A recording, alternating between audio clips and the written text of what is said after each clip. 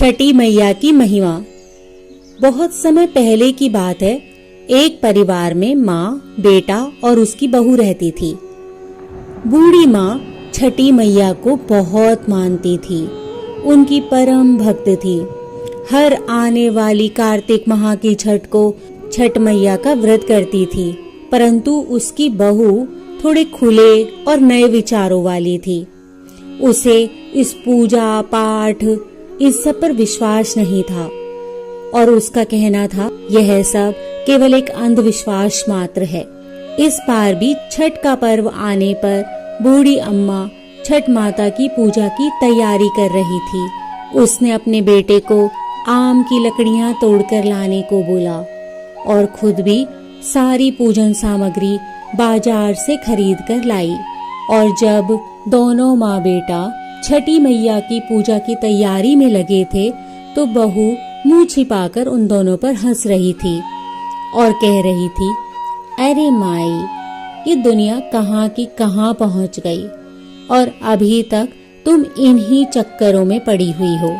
तब बूढ़ी माई उसे समझाते हुए बोली, बहू, यह कोई अंधविश्वास नहीं है। माता कण कण में विराजती है। वो हमारे अन्न, धन, पुत्र सभी की रक्षा करती है। लेकिन पढ़ी लिखी बहू पर माता की बातों का कोई प्रभाव नहीं पड़ा। बूढ़ी माँ अपनी मस्ती में छठ मैया की पूजा की तैयारी में लगी थी। जब बूढ़ी अम्मा पूजा करने को तैयार हुई तो उसने बहू से कहा, आ बहू, छठ मैया की कहानी सुन ले। परंतु वह नहीं मानी और बोलने लगी, दुनिया चांद पर पहुंच गई है और आप अभी इन्हीं बातों में लगे हुए हो। मुझे कोई कथा कहानी नहीं सुननी है। माई, ये सब बेकार की बातें हैं। बुढ़िया माई बहू की बातें सुनकर चुप रही और अन्य आस पड़ोस की औरतों के साथ उसने छठी मैया की कहानी कही और सुनी। बहू मुंह बनाते हुए अंदर चली गई और बोली, इस उम्र में 3 दिन तक भूखी रहोगी तो बीमार पड़ जाओगी, अपनी सेहत को भी बिगाड़ लोगी।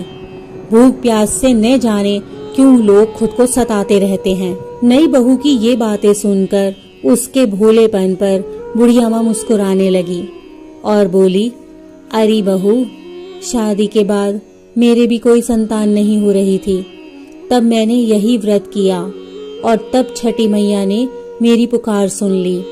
तुझे पता है, तेरा पति भी छठी मैया का ही प्रसाद है। यह कोई अंधविश्वास नहीं है। माता की अनुभूति हमें कण कण में होती है। मेरी बात मान और तू भी छठ मैया के व्रत को कर ले तो छठ मैया तेरी भी गोद को भर देगी। मगर नए युग वाली, नए विचारों वाली बहू की सोच उसे यह सब मानने से रोक रही थी। वह मुंह को टेढ़ा करके सासू माँ से बोली, अरे मुझको कौन सा दुख है, आप कुछ भी करो, मैं यह पूजा पाठ नहीं करूंगी। मुझे सुंदर पति मिला है, जीवन में सब सुख मिल रहे हैं, आलीशान घर है मेरे पास, दिन भर मस्त रहती हूँ। पूरे गांव में हम जैसा धनवान कोई नहीं है और मुझे यह सब दिखावटा करने की जरूरत नहीं है। और सासू माँ, कर्म ही प्रधान होता है इस दुनिया में, बाकी सब बेकार की बातें हैं। सासू माँ के लाख समझाने पर भी बहू पर कोई असर नहीं हुआ।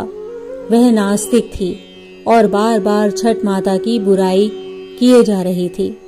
तभी उसका पति वहां आया और उसने भी समझाने की थोड़ी बहुत कोशिश की।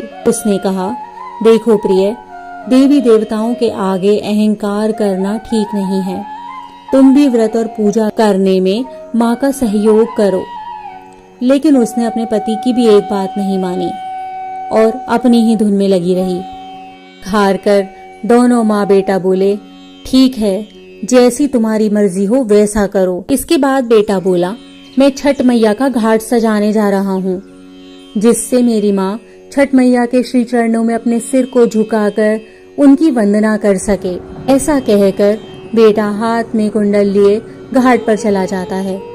छठ माता की पूजा के लिए सुंदर घाट को बनाने में जुट जाता है और हर तरीके से अपनी माँ की पूजा की तैयारी करने में मदद करता है। आम की लकड़ी को जलाकर अपनी माँ के साथ ठिकुआ सिकवाता है। पूरी भक्ति भाव से दोनों माँ बेटे छठ का पर्व मनाते हुए माँ की आरती और वंदना करते हैं। और बूढ़ी माँ का बेटा घर को और द्वार को गाय के गोबर से लीपता है और छठ मैया को प्रसन्न करने का हर संभव प्रयास करते हैं। यह सब देखकर बहू नाक मुंह सकोड़ने लगती है। अरे ये कैसा त्योहार है, पूरे घर में गोबर ही गोबर कर रखा है। अब तो घर से बाहर निकलना भी मुश्किल हो रहा है, कितनी दुर्गंध आ रही है। बहू को समझाते हुए बूढ़ी माँ बोलती है, बेटा तू तो पढ़ी लिखी है, तुझे पता होना चाहिए जिस गोबर से तुझे दुर्गंध आ रही है उसमें कितने रसायन पाए जाते हैं, वह कितनी बीमारियों को दूर करता है। इतना सुनकर बहू और बिगड़ गई। झुंझलाकर बूढ़ी माँ से बोली, पहले तो लकड़ी पर ठिकुआ बनाया है और अब गोबर से लीपकर पूरे घर को गोबर बना दिया है। उन दोनों की बहस के बीच बेटा आकर बोला, देखो तुम माँ से झगड़ा मत करो, अब तुम जाकर तैयार हो जाओ, छठ माता के घाट पर जाने का समय हो गया है। मैं बाजे वाले को बुलवाकर लाता हूँ। और फिर वे सब घाट पर चल दिए। पीछे पीछे बूढ़ी माँ गीत गाते चल रही थी, पर बहू को इन बातों में कोई रुचि नहीं थी। वह सिर्फ समाज के डर से बूढ़ी माँ और बेटे के बहुत समझाने पर घाट पर आने के लिए तैयार हुई थी। जैसे ही घाट पर पहुँचती है तो वह पूजा करने के बजाय मेला घूमने लग जाती है।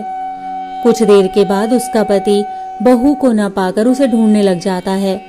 बहू एक हलवाई की दुकान पर स्वादिष्ट पकवान का आनंद उठाते हुए नजर आती है।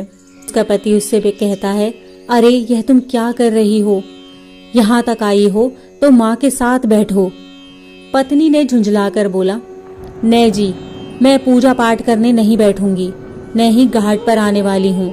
मैं तो मेला घूमूंगी, जम के खाऊंगी पीऊंगी, तुम अपना पूजा पाठ करो, मुझे उससे कोई लेना देना नहीं है।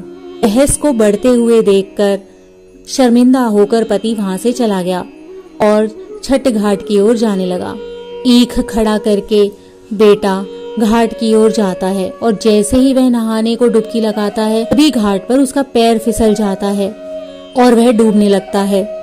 जोर जोर से चिल्लाता है, बचाओ बचाओ, लेकिन किसी को ये आवाज कहाँ से आ रही है ये पता ही नहीं चलता।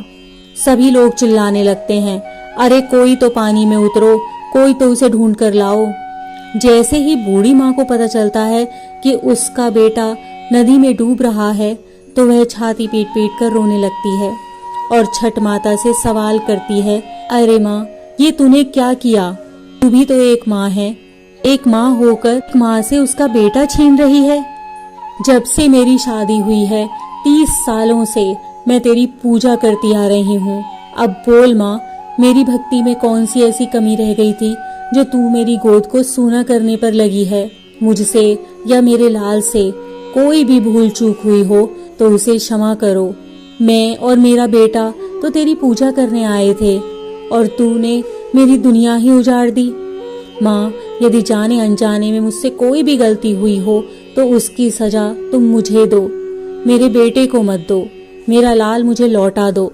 यदि तूने मेरा लाल नहीं लौटाया तो ये बूढ़ी भक्त इसी नदी में कूदकर अपने प्राण त्याग देगी। मेले में बार बार लाउड स्पीकर पर घोषणा करके लोगों को आगाह किया जा रहा था कि छठ घाट पर आए सभी व्यक्तियों को सूचित किया जाता है कि घाट के गहरे भाग में ना जाएं। अभी अभी सूचना मिली है कि एक व्यक्ति गहरे पानी में डूब गया है। पानी में आगे जाने पर खतरे की आशंका है।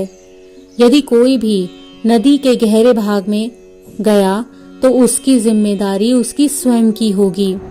अतः कोई भी आगे की तरफ गहरे भाग में ना जाए।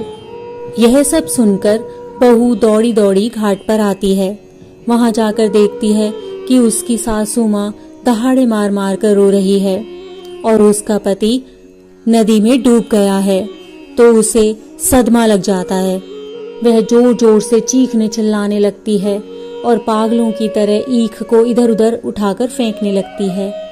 चीख चीख कर बुढ़िया माँ से कहती है कि मैंने तो पहले ही कहा था कि इस पूजा पाठ में कुछ नहीं रखा है, मत पड़ो इसके चक्कर में, यह सब ढोंग है, अंधविश्वास है। इसी सब के कारण मेरा पति आज मुझसे दूर हो गया है। यह सब कह कहकर वह अपनी सासू माँ और छठ मैया को कोसने लगी। उधर बूढ़ी माँ का विलाप सुनकर वहां खड़े सभी लोगों के हृदय पसीज गए और वे मन ही मन छठ माता को पुकारने लगे कि हे माँ, इस बूढ़ी माँ की पुकार सुनो। छठ मैया, लेकिन छठ मैया तो है ही दयालु, वह अपने भक्तों पर विशेष कृपा करती है, उनको कभी भी निराश और दुखी नहीं होने देती, कभी उन्हें बेसहारा नहीं छोड़ती। इधर पुत्र के वियोग से बूढ़ी माँ अपनी जान देने पर आतुर थी।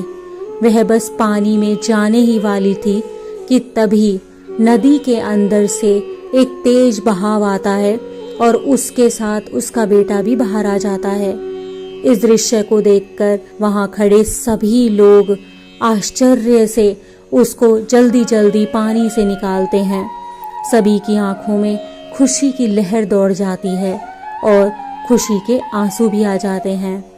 बहू भी खुशी से अपने आंसुओं को नहीं रोक पाती और रो रो कर छठ माता का धन्यवाद करती है। तब छठ माता बोलती है कि पुत्री, मैं कभी किसी का अहित नहीं करती। मैंने तुम्हारी आंखों का अज्ञान का पर्दा हटाने के लिए तेरे पति को पानी में डुबोया था। पुत्री, मैं सदैव अपने भक्तों की रक्षा करती हूँ। इस कलयुग में जो भी भक्त मेरी पूजा सच्चे मन से करते हैं, उनकी सभी मनोकामनाएं मैं पूर्ण करती हूँ। इतना कहकर छठ माता वहां से अंतर्ध्यान हो गई और सभी भक्तों ने छठ माता के नाम के जयकारे लगाए। सास, बहू और बेटे ने खुशी खुशी मिलकर छठ माता की पूजा की। इसी प्रकार की अन्य व्रत एवं पौराणिक कथा कहानियों के लिए हमारे चैनल को सब्सक्राइब और शेयर करें ताकि आप भी दूसरों तक इन्हें पहुंचाकर धर्म लाभ प्राप्त कर सकें।